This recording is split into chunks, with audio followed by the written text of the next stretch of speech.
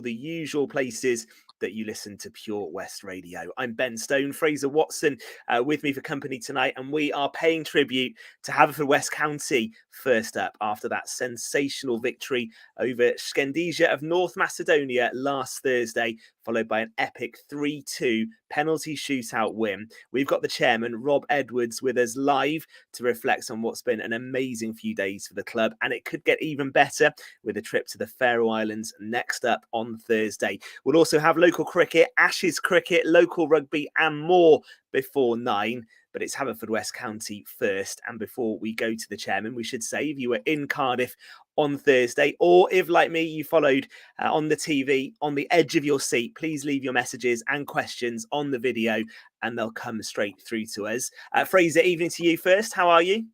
Yeah, very good, Ben. Back from working the Old Trafford test, which was a damp squib. And like the Haverfordwest came Thursday night in the end, a bit anticlimactic. But no, back in, and better weather here in Pembrokeshire today than we had on the weekend, for sure. Well, I was with my dad watching it, and I was on the edge of my seat. You pulled over in a lay-by, Fraser, didn't you, watching the game? That's right, yeah. I was stuck on the way back from Manchester, I think, in mid-Wales somewhere in a car park watching the final 15 minutes and the penalties had been falling before that. So, yeah, superb. It was absolutely brilliant. And Rob, a very good evening and welcome to the show tonight. How are you? Evening. Yeah, I've been a lot worse, to be honest. I think we should start really just by asking you, as the chairman of the club, what was that like? That 120 minutes to go through on Thursday, followed by that penalty shootout. How are your nerves?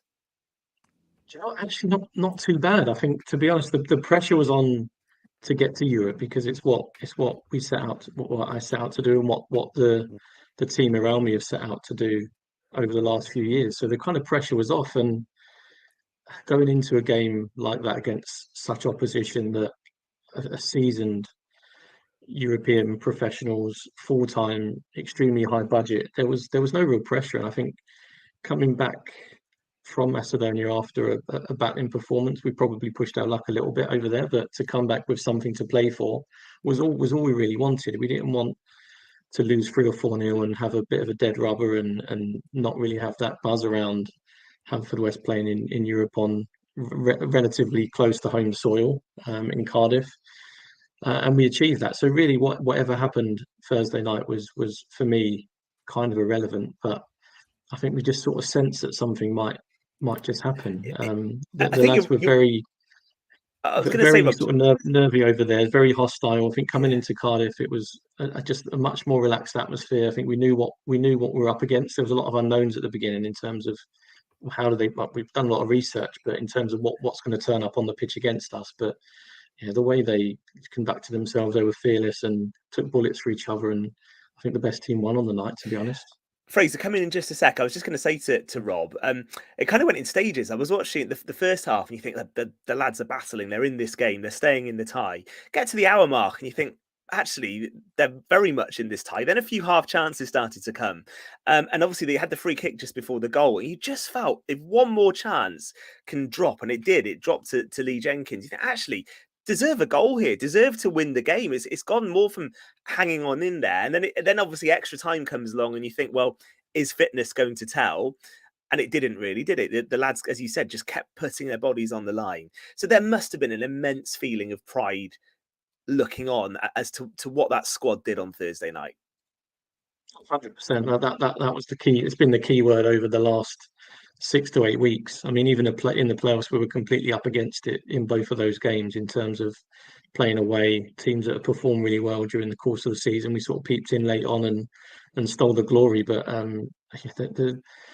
there's so many people there that I've invited friends, family that haven't been able to make it up to a game before and probably not followed Haverfordwest too much. You look at the other side of the stadium, there's 1,700 fans of Haverfordwest plus locals plus neutrals, and you can see how much it meant, I think, to all of them as well. And seeing the atmosphere around it when the equaliser went in for 1,700 people in a 32,000 stadium, it was absolutely raucous. It was unbelievable. And when the penalty went in, the celebrations was massive. So I think the pride in the performance, but also how much people have really bought into what we've tried to do. And hopefully, if probably for a lot of them, it was probably their first game at Haverfordwest, and hopefully now it will that they'll kind of follow us on through the rest of the campaign and beyond. Fraser. Rob, obviously an incredible high for everyone involved the other night, and emotionally that does take a lot out of you. And it's been a quick turnaround, hasn't it? I think you go to Finland tomorrow, the players go on Wednesday, it's straight into it. Are you pleased in a way that you're able to keep momentum going and go straight into it this week, or would you like a bit of a longer layoff, especially given that the exhausting nature of the time? I mean, poor Ricky Watts, what kind of stay he walked off on Thursday like he'd run a marathon. Well, he had pretty much, hadn't he? So would you have preferred another week or two, or are you happy to go straight into it? Obviously, they were walking wounded at the end. I think there was 5 or 6 that were cramping up, and you could see them hobbling over to celebrate. They couldn't even run over to celebrate with their teammates. There was a few that were struggling to get that far. I think Jazz said he got there about 5 minutes after everybody else. They just a massive shift. So you can sort of understand that. So in one side, you kind of want a bit of time to rest and recover from a kind of physical point of view, but then also the season's only 3 weeks away, so we have to kind of be really wary about the impact that Europe will have on our season. I think it's likely now the League Cup tie, which I think has just been drawn today, will play Cardiff home in the Nathaniel Cup. That's likely to be postponed because of obviously European commitments. So yeah, at one stage you kind of want to keep going, ride the high, but at the same time the physical aspect of it is going to be difficult to recover, particularly with a fair few injuries already coming into the start of the season. So there's pros and cons for both, but I think we do what we're told. We've got a few days to prepare for the Faroes. The team have worked unbelievably hard to get a plane, to get hotels, to get a schedule ready, and medicals and everything else we need. So we're seasoned pros at this now, so we can turn these things around really quickly. This is maybe more of a question for Tony Pennock. But had you practiced penalties for that eventuality? As your Twitter admin was quick to remind people at the final whistle, at one point you were out at 22-1 to get through that side. Unbelievable, unbelievable. Let alone take the extra time and penalties. So, was there an order in mind, and was that order then scuppered, I guess, by the amount of players you obviously had to leave the field with injury late on?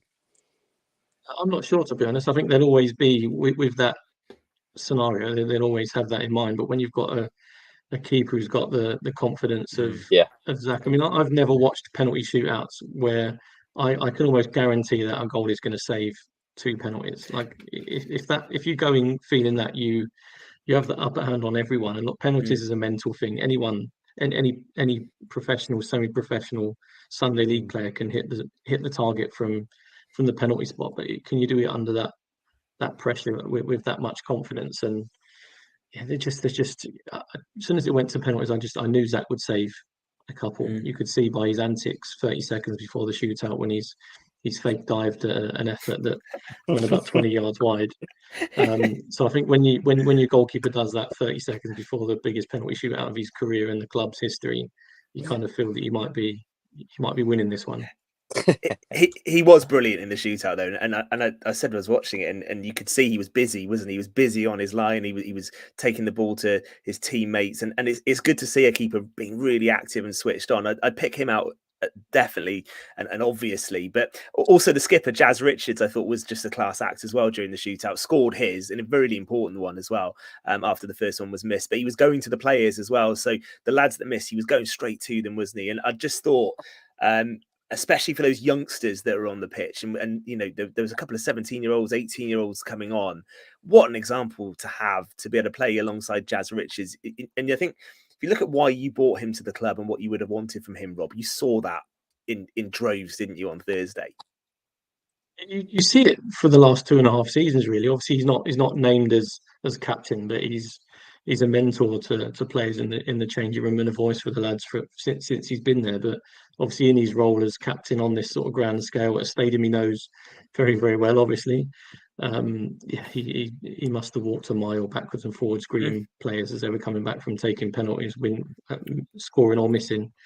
Yeah, he was a massive example to everyone, and guided the young lads through it towards the end as well. And he's obviously, without that sort of on his shoulders, his performance was immense as well. I think the whole back 3 or 4, to be honest, Jenkins ball probably his best 2 games for the club. Watsy, I've not seen him. Obviously, didn't see him before my time, but certainly two of his best performances in the 3 years that I've been around. You couldn't put anyone and pick anyone out and say they were below a 9 out of 10.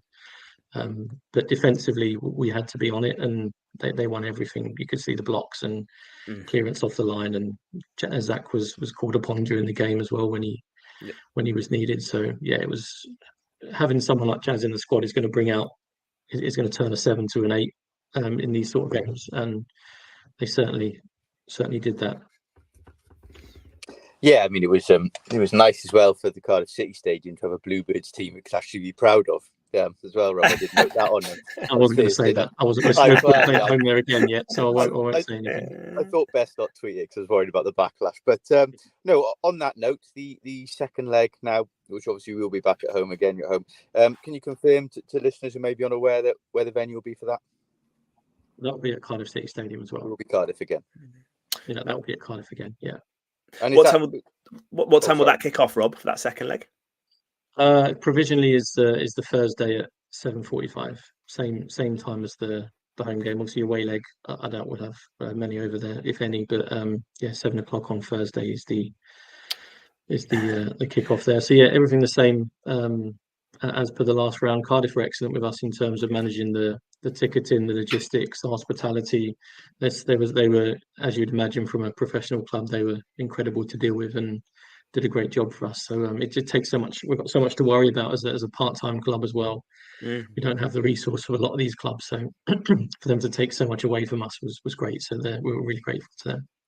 And also, Rob, I know this hasn't been mentioned, and rightly so, because the scale of the achievement outweighs the importance of this. But there is obviously financial reward, isn't there, for getting through in Europe? How important could that be to the club as well?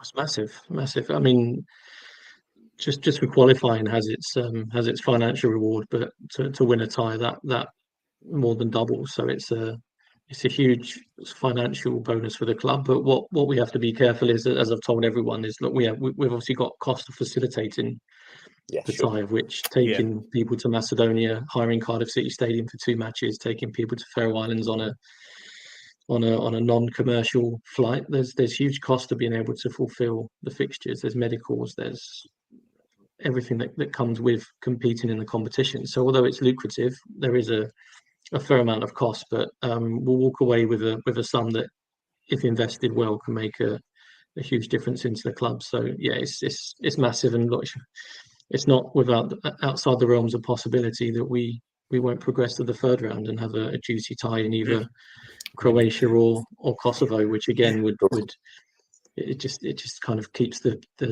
kind of security of the club for the much longer term. But yeah, as it stands now, it's a massive benefit to the club, albeit with a fair amount of cost to go with it. But we just need to make sure we invest it properly. It's not going to be necessarily on the pitch. It's more off the pitch that we'll use this money to make sure the club can be as viable as it can be for years to come. Rob, we'll keep you just for a few more minutes. There's just a couple of things that I also wanted to ask you. One of them was about those youngsters that came on, actually.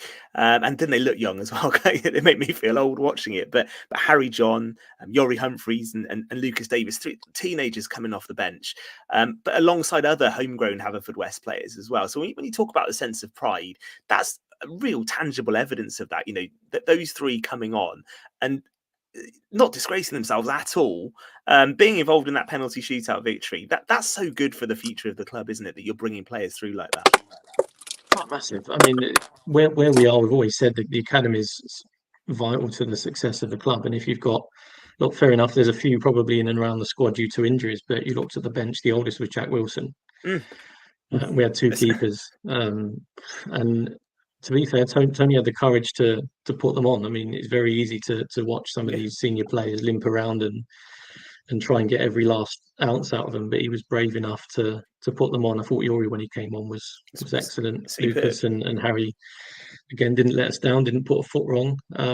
So no, it's an amazing achievement for everyone involved in the academy, and also kind of plaudit should go to Tony as well for taking a chance on bringing these lads into the squad. And look, 16, 17 years old, travelling to Macedonia, One of them never been outside of Pembrokeshire before. So the first trip to be Macedonia, playing in a 32,000 Unbelievable. stadium. And it's true. You look at our bench, and they visibly look kids. So you look at the opposition bench; they're all 6 foot, dark hair with beards. I mean, I joked at the game that the Albanian version of Guess Who must be the most boring game in the world. But they're all big, strapping men. And you look at the bench, and they're youngsters, but they came on and they're fearless. And I think the way they conducted themselves off the pitch and in Macedonia as well, like the maturity that a lot of these lads shown was unbelievable. So it shows that it's not just about bringing kids through that are talented footballers, but good people at the same time. So we can be really proud. They can be proud. Their families can be really proud on how they've conducted themselves on and off the pitch over the last few weeks. Brilliant. Yeah, brilliant. Go on, Fraser. I was just going to count one more thing. You talked about going out to Macedonia. A word on the following that you went out there and the people who travelled out as well. It's actually funny you mentioned Jori Humphries. I saw a pre-game photo and I realised my mate was there. I had no idea. So I messaged him saying, "What are you doing out in North Macedonia?" And he's actually then his girlfriend is Jori Humphries' sister, and I never realised. So, but he was amongst. I saw the photos then, and a small band Hardy group out there. Must have been like we talked about the club engaging more the community. That must have been satisfying for you as well to see that people were prepared to go that distance, to go those lengths to support Haverfordwest in Europe. So look, it's a huge effort. It's again not an easy place to get to. It's not a cheap place to get to. So to take 3 or 4 days out of there, I think some had stayed a bit longer. I think a few stayed until the weekend. So to take that much time sort of out their lives and spend the money they've spent to go and travel and put themselves in that environment. I mean, they sat with in and around the home fans, and they had flags up and they didn't stop singing for 90 minutes. So no, it was incredible effort, and everyone obviously really appreciated all the kind of commitment to get out there. And we spent a bit of time with them in and around the town as well, and they were in great spirits. And as you'd imagine, not the troublesome lot. So always well tempered, and we enjoyed the local beer, which was cheap and cold and delicious. Yeah, and probably tasted even better back in Cardiff last Thursday. Rob, final one then. So Faroe Islands next, B36. The games keep coming quickly, as Fraser said. What's the next few days look like? What do you know about the team you're playing, and what the days ahead going to look like for you? So the team travel Wednesday, so we're trying to sort of prepare as well as we can. Wednesday will be a kind of the recovery and meals, training, team meetings. Thursday again, much the same. So we'll prepare really well. I think we've prepared the best we could in Macedonia, and we sort of bear the fruits of that. I think just we know they've been in Europe many years. I think their performances in Europe have gradually got a lot better. I think over the last 4 or 5 years they've performed really well. You look at the goals they scored in the previous round, both from set pieces, both in injury time. So you can't switch off at these scenarios. We have our strengths and our weaknesses at set pieces in boxes, so we need to make sure that we're on top of that. But they're big, strong boys up there. It's going to be a physical game. So we didn't quite have the same time we had to prepare against Skendia, but Tony will be all over it, I'm sure, and we'll try and prevent them doing what they do, and sort of use our strengths to cause some problems as we did against Skendia, particularly in the second leg. We showed we can really hurt them when we have a plan to go forward. Excellent stuff. Well, I'm just being told actually the odds for Thursday Haverfordwest 5-1. So the bookies have learnt a little bit. They've learned a little bit from what happened last Thursday, but obviously B36 big favourites at 4-9. But who knows? These upsets are meant to happen, and you did Pembrokeshire proud last Thursday, Rob, and please do pass on our best to Tony and Gary Richards, all the management team, all the players as well, because you were an absolute credit to Haverfordwest, to Pembrokeshire, and to Wales. The way you played, it was brilliant to see. And I've got friends who watched it, and for me, trying to explain the scale between the two clubs, and I'm sure you've had conversations with your mates as well, who just don't quite understand that the difference in scale is some achievement, and has got to be one of the greatest performances from a Welsh side in Europe. So well done. Safe travels Safe travels to Thank the you. Faroe Islands this week. We wish you lots of luck. We'll see you back in Cardiff next Thursday. I'm sure lots of us will be tuned in to watch that on Thursday night. We'll all be with you from home. Unfortunately, I don't think the Pure West budget will go as far as a chartered plane out for us, Fraser. So I think we'll be watching it from home. Good luck, Rob. Thank you very much for being with us. We will take a moment and we'll come back for the second part of Pure West Sport in just a few moments.